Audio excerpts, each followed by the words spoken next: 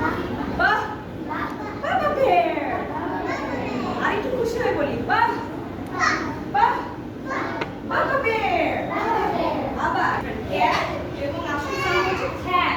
কিভাবে বলবো? খ্যাট, খ্যাট, খ্যাট। আচ্ছা, এই ক্যাটের নাম কি? এই ক্যাটের একটা নাম আছে। এই ক্যাটের নাম আছে না খ্যাট।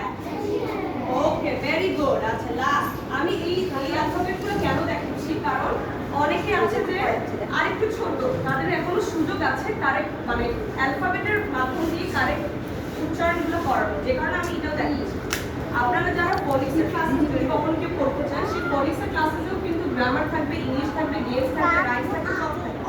আবার আপনারা যে স্পোকেন ক্লাসে যারা আপনারা এখানেও এই অ্যাক্টিভিটিসগুলো থাকবে, কিন্তু এখানে স্পোকেনটা বেশি থাকবে। গ্রামারও তো আমরা ভালো করে দিচ্ছি, তাই না? গ্রামারের আচ্ছা, স্কুলে গ্রামারটা নিয়ে